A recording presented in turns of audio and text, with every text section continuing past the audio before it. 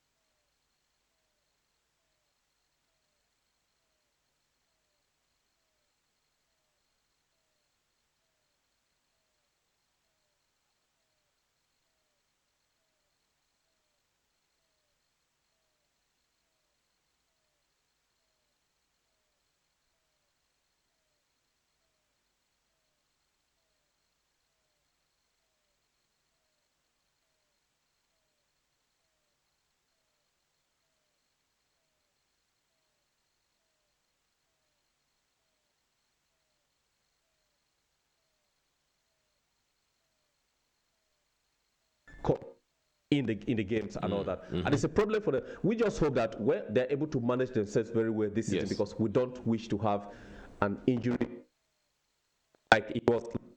Unfortunately, at the end of the season,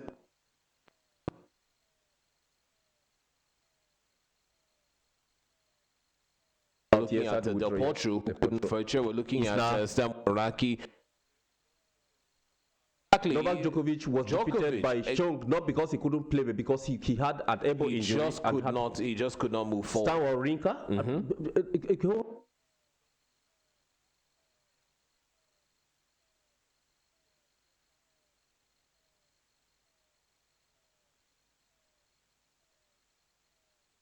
That are and Keys as well. Keys. Madsen Keys. Yes. Exactly. These are people that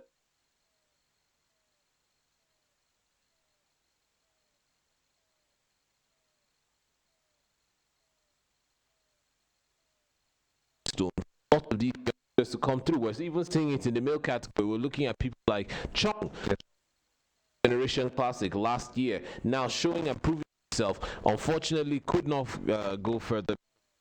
But then I think also in the female category, this is the time now that we're going to get some new names and new faces in the world of female tennis to, the next up and comers, the next generation. Remember last season, at the end of last season, before the final tours in the WTA, the female side and the ATP, yes, we were looking at the rankings.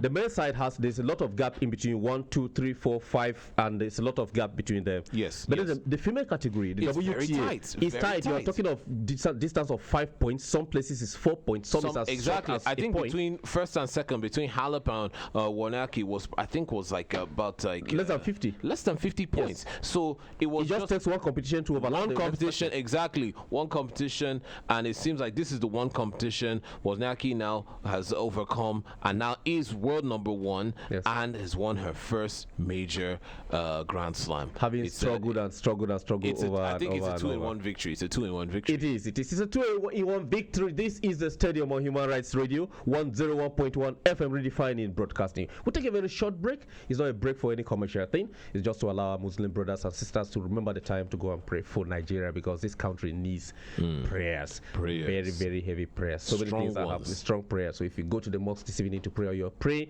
you're in your own house or anywhere you're praying, remember Nigeria. Put Nigeria in mind. We'll come back shortly after this. Stay with us.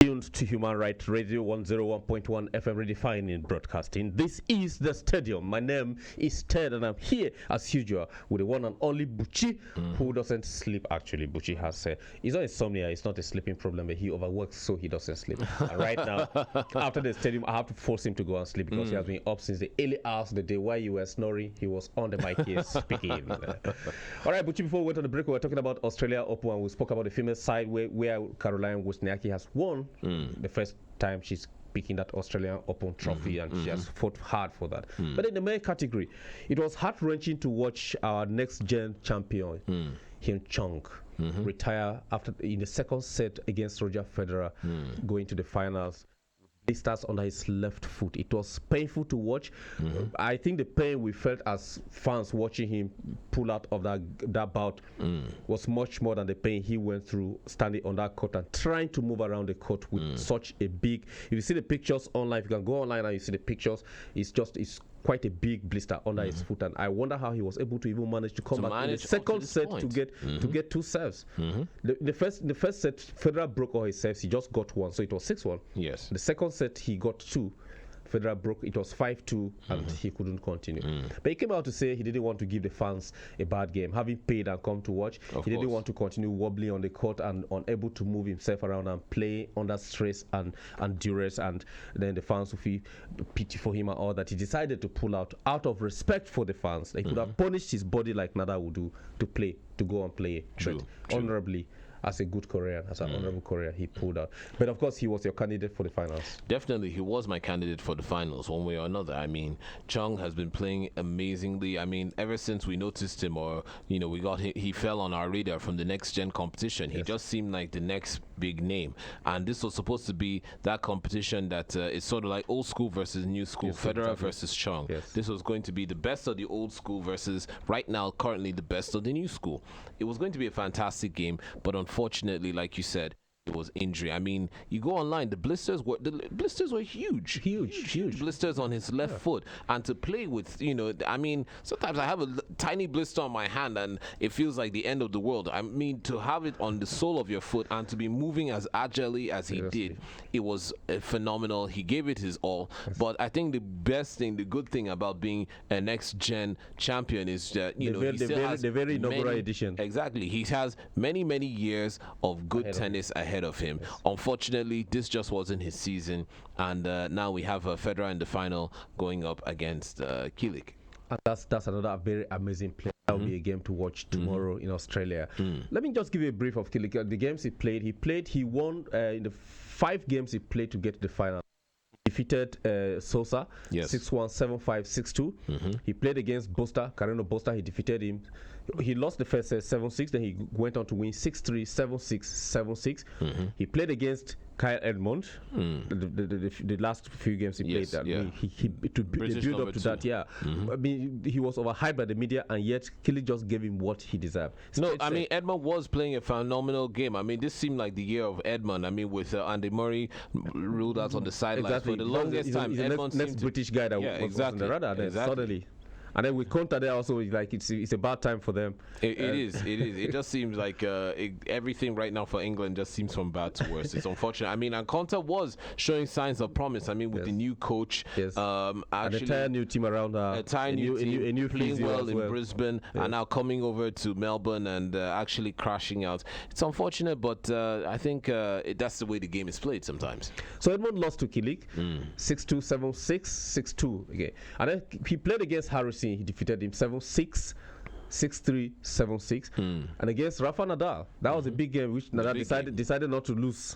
But not to be injury, sidelined by injury. Let's put it that way. It was a clear game. Nadal won the first set, of course. It was 6-3. Then Kilik came back 6-3, 7-6, 6-2, and the third game he was two sets up. Two sets up before Nadal had to give. Nadal decided like technically just. Hey, you don't do that. You know what? I'm not gonna allow this boy to beat me here. I don't come on. But I say I don't get injury. Anyway, he'll be going up against Roger Federer at 36, aiming for his 20th Grand Slam. What a record. Historic, yes. Historic, and no player in tennis has done that. And he's playing as if he has just started. I mean, he plays effortlessly. Federer, to be honest, is a renaissance man. I mean, 36. He's been a professional since 1998. Yes. That's 20 years into the game, and now he's about to. I mean, if he beats Kilik, he takes his 20th Grand Slam. I think it's a the closest person to him is Nadal with 16. Yes, I mean, it's going to be a huge feat in tennis, and I think it's only in female tennis that we can even find a comparison, because Serena Williams is 22, yes. 22 or 22 Grand Slams. Yeah. We're trying to make it this season, trying to make it to 23rd. So Nadal, for Federer, it's going to be a historic moment, making it 20 Grand Slams. He holds the record right now, and just to shatter it more, I don't think any male player in tennis will be able to make that record. I mean, he's 36 right now, and he's playing as if he's 25. I mean, he's phenomenal. The truth is that you cannot just take it away from the Renaissance man, Rafael Nadal. And these are two friends. Roger and Kilik are two friends. They just spent a holiday together shortly before this competition with their families, and they're coming head to head, facing each other. They met at Wimbledon sometime last year. Federer defeated him, so their head-to-head record has always been in favor of Federer. Definitely. But talking about the next generation, the new guys coming in, which we have apart from Him Chung. We have Goffin, we have Jack Sock, we have the world number 3. Amazing young players. The world number 3, the German Zverev. We can't forget about him. Fantastic player. Of course, he lost out, but he is a fantastic player. We cannot take that from him. He lost to Chung, actually. Lost out to Chung on the way to the finals. So we do have an array of young players coming up in tennis that we're going to look. And I think the next ATPs will be very, very exciting with these young players. A couple of them couldn't make it to Brisbane and Melbourne due to some injuries towards the end of last season and at the beginning of this season. But we're hoping that they recover in time to start the next ATP calendar and WTA calendars, both the male and exactly. You have the Sloane Stephens, you have the Madsen Keys, you have the Zverev, you have the Dominic Thiems. You have all these fantastic players who are coming up and going to be the next big names in tennis. They're going to be the next generation of Nadals. They're going to be the next generations of Federers. They're going to be the next generations of Del Potros. So, I mean, tennis, I think right now tennis is in a very interesting, exciting time. It's sort of like the end of an era, like a millennium change. 1999 going to 2000. It just feels like that. Are you foreseeing Roger retiring after winning his 20th Grand Slam? I think he's going to run out this season. I mean, he's going to win. Let's say he wins tomorrow. There's still a lot of Grand Slams to play this year. Maybe he might be inspired to increase it. Maybe he goes to Wimbledon to try and make it another one. He goes to the US Open, tries to make it another one. Goes to France, tries to make it another one. I mean, right now, the way that Federer is playing, it's incredible. So I just hope that right now, maybe he still has enough gas in his tank and still has the passion and drive to go out, play games, win, and we might just, I mean, he's already a living legend right now. He's just going to see whether, maybe he'll just try and pull a Nadal. I mean, Nadal is the man that didn't want to let go of the first spot and played under injury. Maybe he'll just say, you know what, I'm going to make sure and increase my Grand Slam total so that it takes a while before my record is beaten. This is Human Rights Radio 101.1 FM redefining broadcasting, and this is The Stadium. My name is Ted, and I'm here with Buchi. We delve straight into the world of boxing, Buchi. Your friend Tyson Fury, the furious boxer, of course, the BBC has cleared him, and he's to get back into boxing, but on one condition, that he needs to have a very, very clean medical record. And when we spoke off air before we came back on, you were asking what medical record again? What medical record because again? The anti-doping body already knows. UK Aid has already UK Aid have already cleared the man and told him, you know what, go ahead. The BBBC now is saying, you know what, I think we talked about this even in December. It just seems like a song and dance right now. Tyson Fury seems to be one of the biggest names in 2018 in the world of boxing, making his comeback to, back to that winning form, to that boxing form that he displayed in 2015 before he lost out to, he forfeited his title, forfeited his reign. Now, it just seems like it's a long song and dance. What other medical record do they want? I don't understand. Probably to submit fresh specimens. Fresh specimens? Is it a psychological evaluation? Is it a sociological evaluation? What other medical records? I mean, but you know, Buchi, they're trying to regulate something here as the agency is mandated to do. They need to get every boxer, every athlete clean, very, very clean and clear, so that you don't compete and have unfair advantage over the other person. No, I mean, so most definitely. In order not to have that in place, they want Fury to be very, very clean. He has been out since 2015 after fighting Vladimir Klitschko, and then he discovered that he took banned substances, and that has been off. He has been off. Now the period of idleness that he has been boxing, even if he has been training heavy, there's that very huge temptation to go back to what, in his own definition, could be the status quo of his own. What, uncastrated boar meat, wild boar? With what inside? That's what he. I mean, that's what he claimed. That's what he claimed he ingested. But he admitted. Yeah, he said that he actually ingested uncastrated wild boar. That is where the banned substance, the contents of the banned substance, wound up in his system. So, I mean, is it to go and monitor his diet to make sure that he's not eating uncastrated wild boar? I mean, I thought you were auditioning to be his dietitian to make sure that no, that would be for Chef Fatima. Actually. Our in-house chef will take care of that. Of course, she's going to be on the program one of these days to talk about diet for athletes. So watch out for that episode of the stadium when our expert, the chef herself, will be here on the stadium to talk about that diet for athletes, for boxers, for athletes, for football loving fans who are going to travel to Russia this year, weightlifters, everything. What you're going to eat when you go to Russia, in case you don't find an African kitchen, what you should eat so that you don't start looking for a restroom when you're inside the stadium watching Super Eagles against Argentina when we're already 5 goals up. This is a Stadium on Human Rights Radio 101.1 FM. Don't mistake it for anything. But a lot in Formula One happening. Of course. First, India and Sabah, they had sued during the Eccleston's era that there were some kind of unfair practices and some undue advantages given to other teams, and not considering some of them who are relatively considered lower teams. It's like they're escorting the big teams of Ferrari, Mercedes, and the Red Bull and the rest of them to go out there and win. They are just part of the race, but they're talking about TV revenues, the sharing of the revenues, and accurate and equal distribution of the finances. But they have withdrawn that appeal based on the fact that Liberty Media has now taken over the Eccleston era, and they hope that Liberty Media would consider this and make things even for all teams. All teams should be treated equal. But do you think this will happen in Formula One? I don't see, because other sports have tried it. In fact, in every sport, there's always that team, that group, person that brings the market. Don't get me wrong, something like in the English Premier League, so far they've been able to share the revenue equally amongst the top flight. I mean, it was only recently, that was about last year, when owners of the big 6 clubs decided that they felt that they're the big names that they're bringing the revenue towards the EPL, and so they should receive the bigger cut. But so far, I mean, the rule could change right now, but so far it's been in favor of everybody shares the pot equally. Unfortunately, it's not the same in Formula One. I mean, the big clubs, the big teams, Ferrari, Mercedes, Red Bull, these are the ones that are eating most of the revenue, because a lot of fans, they draw in a lot of revenues, they draw in a lot of followership, and so Sabah and Force India now are coming out. Of course, they sued the Eccleston's era by stating that it wasn't fair and it was undue advantage and sort of favoritism towards these big teams. They've withdrawn their statement now in hopes of a new day. Like the song says, a new day has come. Liberty Media is doing a lot of things to attract more revenue.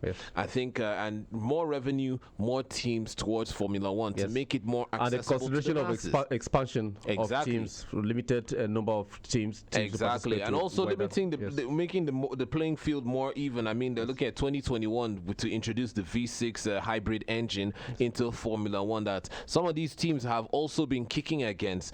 because of course it sort of like reduces the edge or the dominance of these big teams, making the competition wide open for more competitors and also bringing in more revenue to the sport. So I think it's a good for they're starting off on a good foot, and Liberty Media obviously have done their homework, and there's a lot of change that they want to try and bring to break that monopoly within Formula One. They're even looking at broadcast time and schedule time of races. Exactly. Because like Sao Paulo Grand Prix, we had to stay awake at night to watch it, or just get off other duties during working hours to make sure that try and catch it because of the time difference. They're trying to harmonize it to look at times that will be convenient for fans of Formula One across the world. And that will also mean more night races. More night races. Yes, exactly. More night races. More night races. The same thing with both Malaysia and Singapore around the same having the same time issues.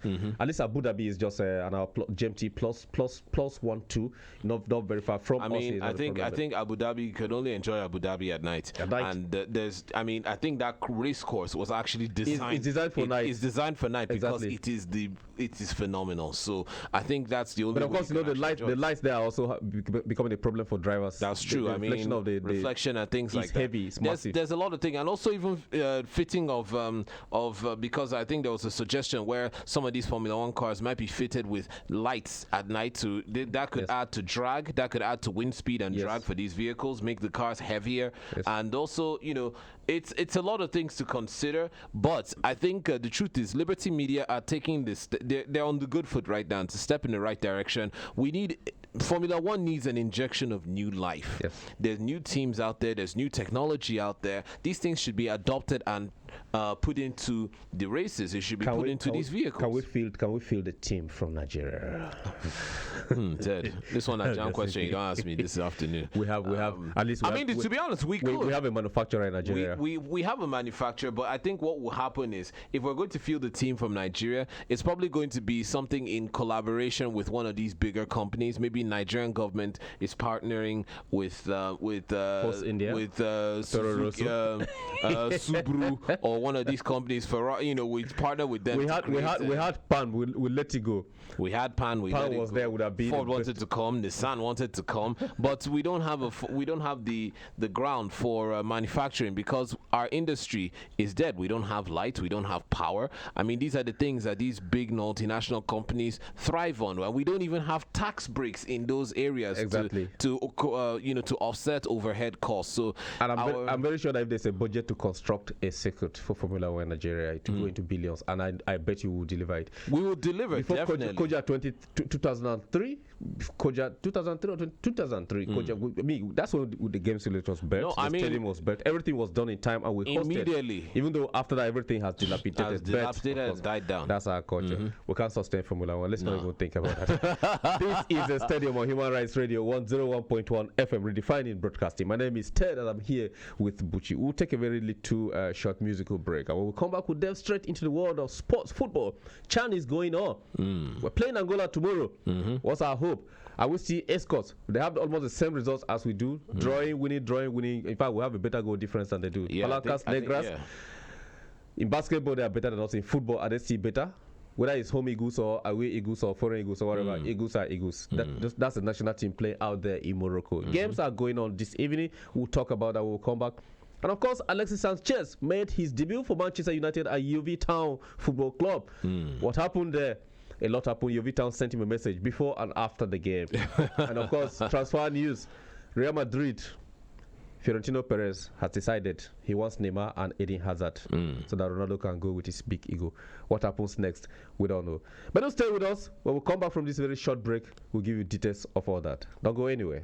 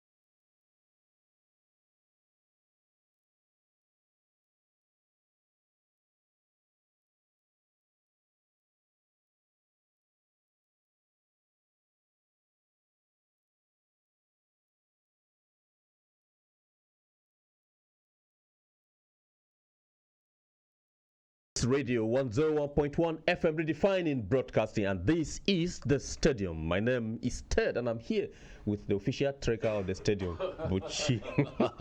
I told you yesterday he was trekking to Australia to go and watch Carolina Wozniak. He was actually going for Halep. When he heard the result along the way, he decided to turn back. He trekked successfully and arrived at the stadium this evening. We're here. Because of you out there, we're here talking sports on this Saturday evening. What are you doing? Where are you? What are you listening to? What are you watching? Of course, you can watch us live online. Go to facebook.com/Human Rights Radio 101.1 FM. There are many pages that look like that, but we have a unique logo. If you see it, you know that this is us, and you see my funny face with my funny cap, and you see Buchi in his flamboyant attire. You see him there. My muscle top. Muscle top, he calls it. Of course, you can also go on YouTube, and you see us there on YouTube as well. You see Human Rights Radio on YouTube. It's the only Human Rights Radio on terrestrial radio or terrestrial broadcast in the world. The whole world. We are online as well. YouTube, Facebook, Twitch, Periscope, everywhere. Just search for Human Rights Radio if you want to see our funny, ugly faces. If somebody's here online, even though I haven't called the number, but I will pick this call because I suspect where this is coming from. Hello, good evening, and welcome to the stadium, the one and only. Good evening, Buchi and Ted. The one and only D1. Thank you very much. It's a pleasure to see that you are here in the studio tonight, and you are rocking them with all the latest sport news. Yes, Diwa, you just called right on time because we're about to talk about Chan. So before we double into Chan and start talking about it, first of all, give us update from the NPFL, and then we'll go into Chan and you tell us your permutations for the game against Angola tomorrow. First of all, the NPFL, how has it been? Alanda Lobby have lost their first game.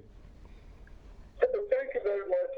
There was a match played today, just a one match. Okay. The match is to be played tomorrow. The match between the defending champion and the runner of last year. Yes. Plateau United and MFM, and the solitary goal came in the second minute from Omoyani, the player that was prepared from Osun United to Plateau United. Yes. He scored in the second minute and defeated MFM by a long goal. Oh, MFM lost. Yes, it was just a long goal scored by Omoyani for Plateau United, and they defeated MFM. Okay. So that's just the only match that was played today, right here in just Plateau State. But the feature for tomorrow is 5 games. Yes. We have Aqua United with Trade Park with Para United. Okay. Right there at the Virgin Labate Stadium in Aqua Ibom. Okay. We have a cracker again tomorrow as well between Rivers United and Enyimba International. Oh, that's a big one there. That's a match for tomorrow. Rivers United. Yes. You know they are not pushover when it comes to MPFL in Nigeria. Yes. And Enyimba haven't dominated the MPFL for some time now. Yes. Also, they are coming back stronger, and they like to show their match against Rivers United. So it will be an explosive match that year in Rivers State. Yes. We also have the table topper, Lobby Star. Yes. We will play tackle with Niger Tornadoes tomorrow. Okay. Right there in Aparaco Stadium, Makodi. Yes. That's where to come up Lobby Star against Niger Tornadoes. Okay. We also have Academy Warriors against Kano Pillars. Yes. We have Abia Warriors for Sunshine Star. Nasarawa United will slap it out with Enugu Rangers. Oh, that's another big game. Another big game right there in Nasarawa State. Yes. It's state park as well. We also have Wikitoris, FC, Define. Okay. And Katsina United will play tackle with Boran. But something great happened today. Yes. And we can continue to say we are the champion in the city. Ask me why. This season, Super Falconers completed what they started right there in South Africa. Yeah. The white was the South Africans. Of course. She's going to know. Yes. Wow. They are somewhere in their stadium in Benin. Yes. And after defeating them by 2 goals to nothing right there in South Africa. So eventually Nigeria Super Falconers qualified for France 2018. Fantastic. World Cup. Yes. By 6 goals to nothing aggregate. So it is a good day for us right here in Nigeria to see such impressive score line from our Falconers. So I hope they get the best support, and it's not just a celebration as usual, and then they get to the competition itself and they perform under par. No, my own problem will be. we take our testify to that fact is that then right now they are putting all the necessary things in place to make Yes. our representative party when it comes to international competition. Okay. We made the necessary arrangements, and Okay. we must give kudos to the governor of Edo State, yeah. right funds to work this Yes. and it That came has out actually become our and national it was- stadium. and it was a resounding victory for us at the end of the day. Yes. Okay, D1. Thank you so much for that detailed report. D1, tomorrow in the Chan out there in Morocco, we are going to lock horns with the Angolan national team. They have always been a pain for us and a very serious team when it comes to the very senior team there. But of course, these are home teams, both the home Angolans and the home Nigerians playing out there in Morocco tomorrow. What do you expect to come out of that game tomorrow? We have key players that we're supposed to look out for, the likes of Rabiu, Antonio Okpotu, Ikechukwu Ezenwa, the massive goalkeeper that we're taking to the World Cup there. We're expecting a lot of performances from them. Emeka Atuloma, Ifeanyi, Emeka Ogbu, those players are out there representing us. Do you think we'll get past the Angolans tomorrow? I must tell you emphatically with the momentum that these players gathered over there in Morocco. Yes. I think they are ready, they are running, they are ready to go. Okay. Don't forget the fact that Angola has always been the turn on our flesh. Yes. Remember 2006 what happened? Sure. It's fresh in the memory. Fresh in our memories. Qualifying for World Cup. Yes. So the memory is still fresh right here. I remember whenever we played, even in basketball, they always give us tough time. Exactly. So this time around, our players they are ready to go. Like you rightly mentioned some good players that we have in our kit, the likes of Oji, the likes of CJ, they just signed for one Bulgaria club side. And we have good players that can prosecute the plant of Salisu Yusuf. The only thing for them to just do is for them to work on the way they will score. It will be the fact that we discovered that until our last match in which the Bulgaria team is scored, Yes. we couldn't find the back of the net. Exactly. Our attack is blunt. They are not that prolific. Yeah, exactly. You're right.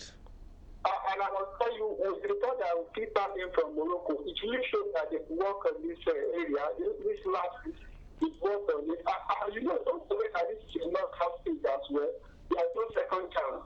Yes. Maybe you have defeated, you package your bag and baggages and go back to your country. Yes. And remember, the last time we played this type of competition was under the late leadership. And we emerged as the second runner of the third position. Yes. And this time around, they want to surpass their former record and go to the final and eventually win the Open. I'm not seeing Angola as a threat to us. Yes. Match to match, player to player, technical crew, and other stuff. I don't see them as a threat, but this game of football, Okay. anything can happen. Any little complaisance can cause problems. Yes. So they just keep their head up and Yes. the also at the end of the year. Okay. Coming out with papers. Okay. All right, Diwa, thank you so much for the full report and everything you have told us this evening. It's nice having you online. I will hope that you'll be back. Your fans are asking for you. We hope that you'll be able to make it up from Morocco tomorrow to arrive at the stadium in the evening. Buchi is waiting for you anxiously. Definitely. All right, then. Thank you so much, Diwa. Do have a lovely evening. Thank you, sir. Yes, thank you. Yes, that's our super reporter there, D1, giving us details of everything from his trip and what is happening in the MPFL. Of course, we've had a different league. All of a sudden, the league is changing because teams are winning away now. Yes. Unlike before, the home team must win at all costs. The away team must lose. But under the leadership of Shehu Diko, the LMC, is everything is just fine now and is a little bit stable, so we can boast of a very great league in the country. Of course, we talk about the Chan, like the D1 updated us. Tomorrow we are facing Angola. D1 said they are not a very big problem if we put our ass together under Coach Yusuf. But Buchi, I know there's something you said when we won, when we defeated, was it Argentina? I'm trying to remember. No, that was during Wafu. When we defeated, was it Niger?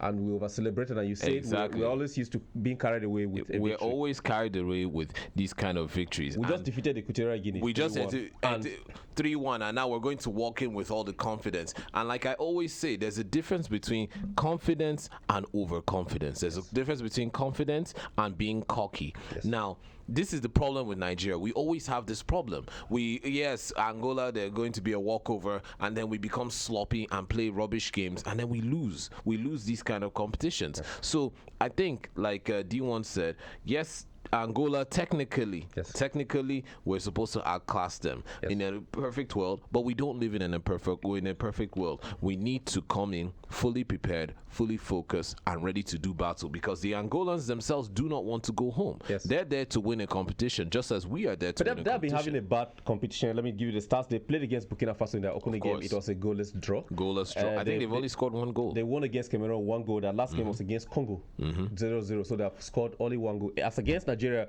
we drew against Rwanda 0-0. Yes. We beat Libya 1-0, and then we beat Equatorial Guinea 3-1. Exactly. So we have scored 4 goals, conceded 1. Angola have scored 1, conceded none. Yes. In terms of defense, yes, it looks like it's clean, but also in terms of attack, they're blunt. They're a blunt instrument in the attack, but does not mean that they're not maybe some spirit. You know, sometimes you might just, okay, we're lucky to scale through. It's now to play the game of our lives, and then we go there feeling, you know what, we're going to walk over Angola, and then all of a sudden they hold us, and then they play some kind of magical game, and then somehow, some way, we find ourselves out of the competition. I think, like D1 said, yes, we are technically better, but we need to come in fully prepared and ready to do battle.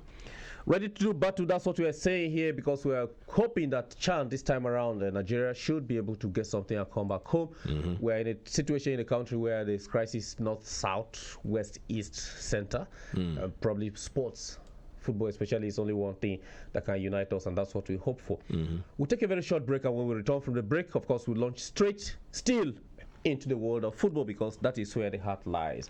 I know many fans out there will be willing to call, and when we come back from the break, we will give you the phone number to call us and join the conversation. I know games are going on. We're going to give you details of the matches that are going on and matches that have been played and matches that will be played this evening. Arsenal fans, when they're ready, Pucci has something for you. Yes, and also, like D1 mentioned, kudos to our Falcons. Our Falcons have qualified France 2008, 2018. Sometimes we tend to forget them. Yes, we here on the stadium will not forget you, even if sometimes some ministers will say that you weren't budgeted for, but we promise you we're not part of the country. But here on the stadium, we acknowledge your accomplishments. Our women have always made big strides in the world of football, in the world of sports and athletics, and of course here we say kudos. It was a fantastic victory, and kudos also to the Edo State government for the show of support, and in fact we keep rooting and cheering you on all the way to France. Thank you for that, Buchi, and we'll never forget your Falcons and our Falconers and even the birds not yet born. We are part of you and we are proud of you. Stay with us. We'll be right back.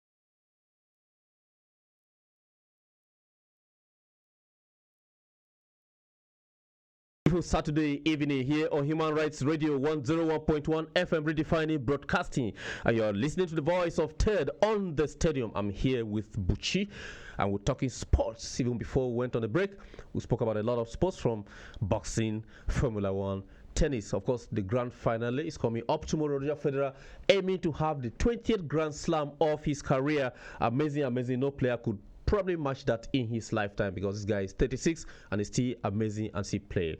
Of course, before we went on the break, D1 called in to give us detailed report about MPFL and CHAN. Nigeria plays Angola tomorrow, and the MPFL matches will be resuming tomorrow. Of course, the table is getting hotter. Surprising leaders, some shocking results, some losers, some winners, and a lot. But of course, something the MPFL else that has happened, but so far the LMC has started fining clubs for crowd troubles. So far, Kano Pillars, Katsina United, and Heartland have already been fined in their opening games because of fans' intrusion onto the pitch or throwing objects at officials or insults against visiting teams and all that. They want to make sure that there's morality and there's respect in sports in Nigeria, what we have been condemning generally around the world, trying to creep into the country. Last season, remember, some teams have to play as much as like almost 400 kilometers away from their playing grounds, from their homes, behind closed doors, as punishment, as deterrent for actions of their fans. And I hope that they learned so far. But then, of course, we have with us in the studio as well a guest. It's a diehard, we don't call him a guest because he's about the house. He's a diehard supporter of one club in England. I won't tell you what it is, but in Nigeria here, if you ask him the club he's supposed to here in Nigeria, he wouldn't give you one because he doesn't have one. Welcome to the stadium, Agu, the Lion. Yeah. How has the evening been? Thank you so much. It's been great. So you are looking forward to Arsenal, and Arsenal is on your mind, but we're coming to Arsenal. Tomorrow we are playing Angola, Agu. Angola and Nigeria tomorrow in CHAN, the home Eagles and Angola. Would have always been a problem for us. Are you saying that we're going to win this game tomorrow, or we're just escorting them to the finals? I'm optimistic that we are going to defeat Angola tomorrow. We'll defeat them. You're sure that we'll defeat them? Honestly, confident. All we need to do is work on our ability to score goal. When we have the opportunity, we get it done. Okay. Agu is very, very optimistic that we're going to defeat Angola tomorrow. Come tomorrow, we'll see. Agu, which team do you support in Nigeria? Let me come to that. Do you have any team? Being a man from the South, I'm not sure whether you support Aqua United or you decided to stay safe so that your heart will not be broken. I have a team. You have a team? Yeah. How are they doing so far in the league? Honestly, they are not up there. I support Unisem Rovers. Okay. Yes. What do you call them? UNICEF Rovers. UNICEF Rovers, okay. All right. Fantastic. That's fantastic. That's just to be safe so that you don't. No, that's like the Sheffield Wednesday of course, or the Leeds United are supporting England. That's a very good one. Yeah, Buchi, the game tomorrow, of course, apart from that, are you looking at a possibility of having some of these players from CHAN being included in Cogeneros? No, most definitely. For 2018? Most definitely. I mean, if I were General, I'd have at least some of my technicians or even myself watching these players play, because like in the Waffle competition of last year, some of these players proved their mettle. They showed that they had the potential to be international stars and were actually even featured in our main team. I think this should be one of the driving forces of some of these players out there, for the fact that Russia 2018 is around the corner, and this could be the only chance, especially for home-based players, this could be the only international chance to prove themselves that they are able to play with just as well and just keep up with the competition, especially with international stars, people playing in international clubs per se. Now, I think this is a great opportunity. Like you mentioned earlier before we went on the break, there are some bright stars in our team. There's some big names that are coming up. We have our goalkeeper right there. We have some big names. That's actually our number one goalkeeper. Let me ask you, do you think Ikechukwu Zenwa should be replaced with any other goalkeeper? We have Francis Uzoho in Spain there, who is playing who's keeping very, very well in Spain. But do you think he stands, based on his performances so far, he has only conceded one goal, even though he has not really, I would say he has not really been tested. He's not been tested. The only time he was tested, the ball went through right into the net. Tomorrow against Angola, that have some kind of attacking willfulness, we might see what to do. But do you think it's good enough to have a home-based goalkeeper go to Russia to represent us? People are talking about Vincent Inyama coming back. What is your opinion? Honestly, like I always tell my friends, SNY is a fantastic goalkeeper, but I am an advocate of Vincent Nyama coming back. Okay. I know I know it's your brother. Yeah, Sentiment apart. Yes. World Cup is not for children. Yes. It's not a room for experiments. Okay. It is where you have the best legs. Yes. I can remember the likes of Oliver Kahn. Yes. You don't toy with such departments. Yes. I need Enyama back. So let him come and use his experience. Yes. And then help Nigeria in But that department. should if he was going to come back, he's in Lille, he's not playing. He's warming the bench now in Lille because the younger goalkeeper is preferred over him.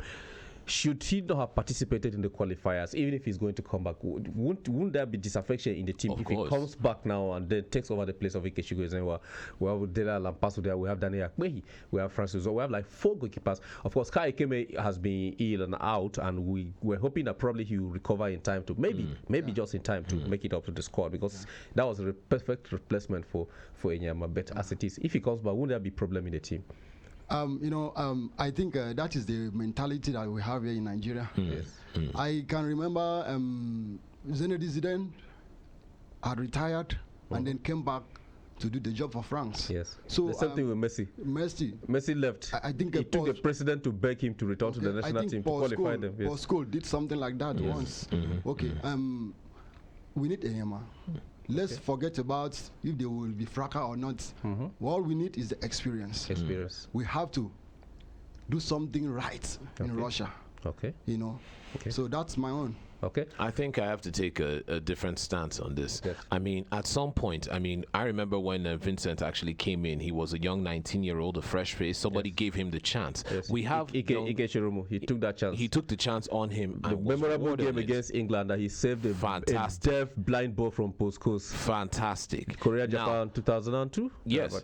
Now, we have these young keepers, we have these up-and-comers. They're also proving their mettle. Yes. They're proving their mettle, they're doing what it takes. Now, Vincent actually, it was due to, of course, the fracas he had back then with the former coach and, that... I think Olise's era, so which prompted him to actually retire and step aside. Yes. If he's going to come back in any regard, I think if he's going to come back, he has to come back in some sort of technical capacity towards morale building, maybe even training. He does have the experience, that's true, but training these young ones, I think his time is done. Right now, let's look at the facts. What is he doing right now? He's warming the bench at Lille. Is it a bench warmer that we want to carry to 2018? Now, experience aside, that takes me to a very crucial talking point, Buchi and the Lion. Buchi mentioned the fact that he's warming the bench. This is January. This is a transfer window. Yes. Which Nigerian players out there do you think should make a move? Either force the move or get the clubs to send them out to go on loan, even if it's on loan, to other clubs to have regular playing time in preparation for Russia.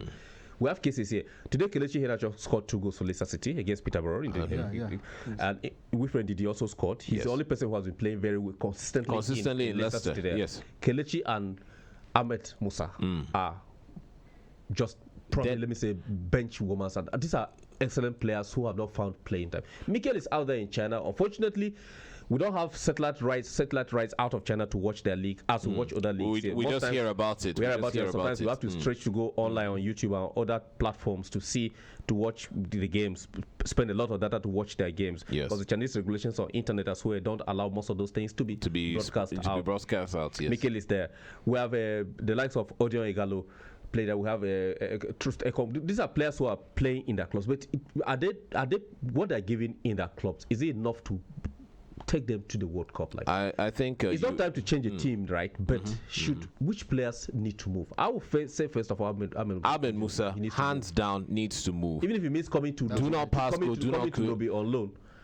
If it means going to Nova Scotia to go and play, if it means going to Bulgaria, if it means, like you said, even he needs to. I think if he wants to have a chance at not just purchasing petrol stations and planning for the future, because it seems like he's planning for his pension and retirement from soccer with investing in business. If he does have a desire and hope to play more football, he's a young man. He needs to go out.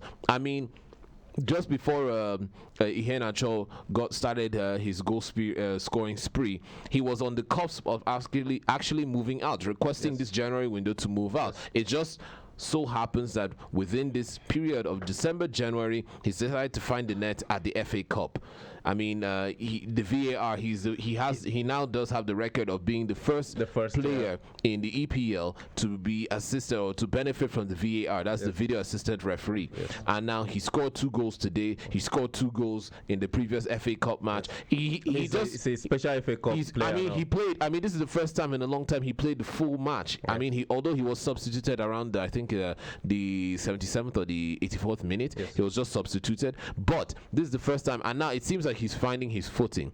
These are the things that put him on the. I mean, Wilfred Ndidi, of course, is scoring goals. Now he seems to be scoring a few goals. I mean, the man for the whole season has practically tripled his tally that he's had. Don't forget, we also have a player called Isaac Success in the EPL at Watford. Course, yes, at Watford, and came back, and he's not really being played. He's not being played. The new coach, I was hoping, Javi Garcia, I was hoping that he could look in the direction of this young man. So we do have some redundant players. We have redundant players.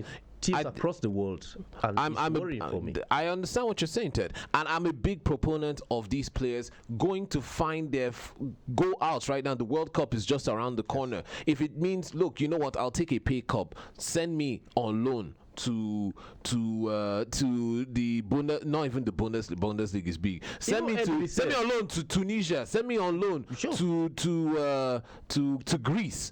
Send me on loan to Bulgaria. Send me on loan to all you have regular play. Where you have regular playing. It's not about people watching you now. It's about you making an impact. Yes, being in shape, making an impact. Because in the end, when it comes to the national team, it doesn't matter what kind of club you're playing for. It matters how regular how regular you've been playing on the field, how in shape you've been, and what kind of impact you can do. I mean, pull a Sunday Olise. Sunday Olise went to a second division Dutch side. Yes. A second division Dutch side, and has practically pulled them from the gutters up. Prove your mettle. Committing his own finances. Yes. Prove your mettle. This is the time. Well, you are listening to the Stadium on Human Rights Radio 101.1 FM redefining broadcasting. I'm in the studio with Buchi and Agu. In-house lion. he does a lot of things. He's a die-hard Arsenal fan, and he doesn't believe he has some kind of suspicion that Wenger is playing Kalu with Arsenal fans. He doesn't really, for some reason, he doesn't like Wenger. I don't really understand. But of course, we have been talking about Nigerian players out there in clubs. Which player do you think should actually make a move for a January loan or an outright transfer? Somebody's here on the line. Let's pick this call before we get on. Hello, good evening, and welcome to the stadium. Hello. Good evening. Evening, how are you doing now? Very fine. What's your name and where are you calling from? Hello. I know that before I want to talk with you, but I think by my radio, you say finish. But I'm sure of this. But do you know the person who is talking with you? No. I don't know. I don't understand. This is the stadium now. Sports program be this or Human Rights Radio. Which club? Which club do you support? Do you know Jennifer? Eh? She dey play football. She dey play football.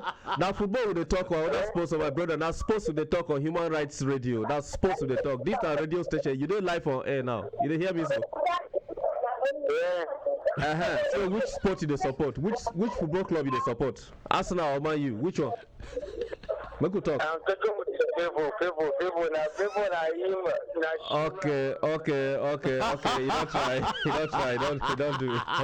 My brother, you don't try. No, Allah. Ted. You go try call again. I don't know which. What are you doing with favor? But you use this one last. Favor's boyfriend is looking for you. What do you know favor? Why? This is Human Rights Radio 101.1 FM redefining broadcasting. Don't mistake it for anything. We'll take a very short break for call to prayer, and when we come back, we'll do the final analysis of the games that have been taking place, games that went on today, and games that will still go on. Of course, some people are aggrieved about the results, but of course, all hope is not lost. The league is still fresh. Do stay with us. Don't go anywhere. We'll be right back.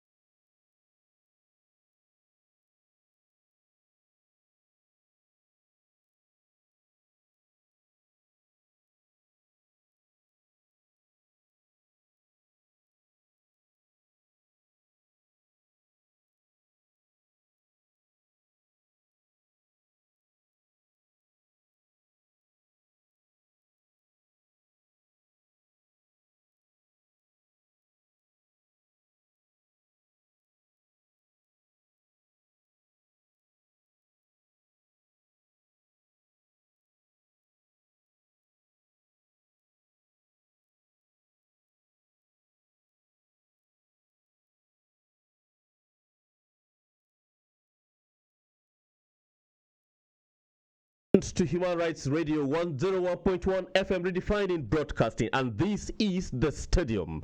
My name is Ted, and with me is Buchi and Agu, our in-house brothers, part of the stadium. We are one family. We don't enjoy listenership, we enjoy followership, we enjoy community. We always say community. Wherever you are listening to us, this is the stadium. We're doing this because of you. Of course, games have been wrapped up. Real Madrid, Cristiano Ronaldo trying to ease pressure of Zinedine Zidane by scoring twice, but it was 2 penalties anyway. And always trying to find a way to look at the camera that is showing that scar on his face. He's still not comfortable with that scar. Good side. Yeah, just looking at it constantly. So they beat Valencia 4-1 in that game. Other results include, of course, Leicester City won 5-1 earlier in the afternoon. Huddersfield Town drew with Birmingham City. Hull City won Nottingham Forest 2-1. Middlesbrough lost at home to Brighton and Hove Albion 1-0. Millwall and Rochdale 2-2 it ended. Coventry City and Milton Keynes Cape Dons, they lost at home 1-0 to Coventry City. Notts County and Swansea City all drew 1-1. Sheffield United defeated Preston North End 1-0. Southampton defeated Watford 1-0. Not surprising, we expected that to come. And of course, Wigan Athletic defeated West Ham United, David Moyes, 2-0. Newport County is still playing 63 minutes and are leading 1-0 against Tottenham Hotspur. Mauricio Pochettino, Real Madrid one team. Is it how you end? Liverpool have a game tonight against West Bromwich Albion. It's a very big game. Try and watch that game. It's part of that. But of course, let's come to the transfer window. What's happening there? Arsenal, Pierre-Emerick Aubameyang. Agu, that's your team. Die hard Arsenal fan. I want to clap for Arsenal fans. Arsenal fans for years have had the most patient fans I know on earth are Arsenal fans. Everything, all the English and French that Wenger speaks, they endure it, they stay, they go down, they come up, they end up in Europa, they come to Champions League, they qualify, they clap and that. Agu, what is happening in Arsenal? Are we expecting Aubameyang in England this week? Hopefully. Oh, you are still hoping? Yeah. I thought the deal was done already. No, it's not off yet. Arsenal Wenger has this way of, when he says a big player, he now prices another very hot star. The fans who have hope that he's signing, then all of a sudden you find that player playing for another team. Are we expecting that same trick this season? Is it the same thing he's doing? Do you agree as an Arsenal fan that this is what Wenger does to you guys? I hope. I don't know you as a stammerer. No, I'm still hoping. I think as Wenger and Arsenal, we really need Aubameyang. Okay. We really need him because we just sold Sanchez to Manchester United. To enemies, to rivals. Enemies. Why does Wenger keep doing this? Why does he keep doing that? I don't understand nearest that. rivals and then the rivals who win the league. Mourinho would not do this. Yes. I don't even think Conte would do this. You can't sell to your biggest rival, and you sold one of your best players to your biggest competition. I don't understand that. Well. Now it seems Conte wants to get Giroud because the deal for Dzeko is not going through. So at Chelsea, two things are not right, Buchi.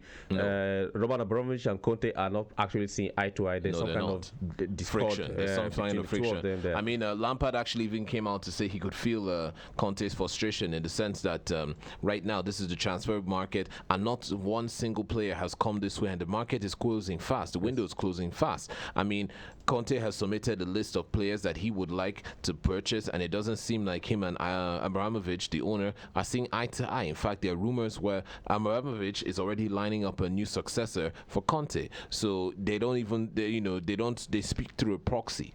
They're not even speaking in direct terms. They're speaking through a proxy. It just shows you the kind of discontent that's going on right now in the club. But then my question goes to Agu now. I mean, this is Arsenal we're talking about. Yes. We're talking about Arsene Wenger. He's been there, has a record of I think almost 26 years, probably even longer. Yes. Probably plans on his retirement benefits are probably tied up in the club.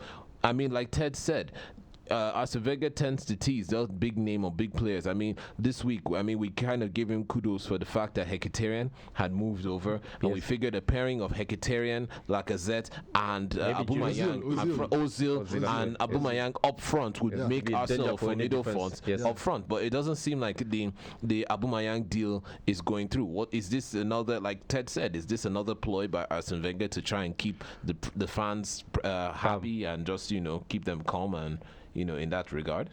From the last time I checked, I think if Aubameyang was to be a French player, Arsene Wenger will not think twice. He will land it. This is going racial now. No, that's He's a French. He's a Frenchist, not a racist. yeah, He's a because Frenchist. looking at Thomas Lemar, Yes. Thomas Lemar is very expensive. I think it should be, the last time we checked it, I think it should be 90 million pounds. Yes. So considering Thomas Lemar, who is made known by Arsene Wenger, nobody knew him before now. You can't compare him to Aubameyang. Aubameyang has proven himself for like 6 consecutive years now. He just created a new record in the Borussia Bundesliga. Dortmund, yes. You know, so this is a guy that I believe he can give Arsenal more than 20 goals a season. I mean, And I think his mind is even made up. His mind is out of Germany. He's not featuring for Germany anymore. Yes. He's cleared out his locker this room. guy I is think a- he's ready. He's He ready. played today briefly in that game with the He's DFL ready. Cup, but The man not is ready yet. to Yes. move. All you need to do is snatch. he him. has already agreed personal terms with Arsenal. Okay. He's willing to move. And this is the young man that can give Arsenal more than 20 Premier League goals in one season. So I don't know why Arsene Wenger can't just pull out the money and bring this guy. You can feel the pain in Agus. You can hear it in his voice. if he has his way, he will take his personal money. And I know Agus is very. You know what? Take You his know personal what? money to go. Fact, and- Arsenal, hold your money. Take I'll my money. Take Go my and money. buy Bring this this man. player. And I hope some of our Arsenal fans out there, they have the same feelings as I do. I agree with you. My very close friend, Michael David, very long time standing fan of Arsenal. When he tells you what Arsene Wenger is doing, you feel it that he's very, very angry. No, but I've said it so many times. Arsene Wenger is a fantastic economist. He's an economist. He's an economist. He has an idea about coaching, but he's more of an economist. He's making good money for the club. The management is happy. Yeah, so- exactly. Nothing less. I think there's one prayer I do pray. Yes. At the end of Arsene Wenger in Arsenal, I pray he does not take up a higher position. I like him, I respect him. I don't want him to go to the management. That is a very serious prayer for Wenger. He can stay there and block way. I want him Board of to. directors. Yeah. Okay, not to take up a higher position in Arsenal. Yes, I want. If he leaves, let him leave in peace. I want him to make a move like the great Alex Ferguson. No, Monaco and Montpellier are Honorable. on the radar. They actually want to sign. Monaco actually want to get him to France. So it's won't- most likely that he will not go. He will most likely He end would- up he wouldn't. in He France. wouldn't dare it. If Arsene Wenger had wanted to leave Arsenal, he would have left for Real Madrid, Yes. PSG, Yes. and go Yes. many years back. So I pray if he leaves Arsenal, let him go home. That's a prayer. That's a prayer of a lion. There. This is a stadium on Human Rights Radio 101.1 FM. That's the size of the program today. Thanks to Desmond and Mr. K for being on the server and on the Selmocast for making this program go out live. Thanks for all those who attempted to call but they didn't get through. And thanks to Agu for coming in to defend his club, Arsenal. Of course, the diehard Arsenal fan. To you Arsenal fans out there is hope. The best players you expect will come. And Buchi, thanks for having this Saturday evening. You had a long shift today, but you stayed back for the sake of our listeners and our viewers. Zidane, maybe he's on his way out. We don't know. Whatever will happen, will happen. We keep our eyes here open and we keep our fingers crossed to see what happens to Zizou at Real Madrid. Today, Ronaldo helped to get a victory, so it seems things are getting a little bit become a bit. Perez, when he wants you out, he wants you out. There's nothing you can do. And with that, we're out. I'm going to play a song by Frank Sinatra, which says the end is near. I don't know whether that is what is for Zizou. But until tomorrow again, the stadium returns by 6 p.m. We'll have a lot of time, a lot of things to talk about the games today and the games tomorrow and the preparation for the upcoming week. So do keep it there with us. Until then, good night.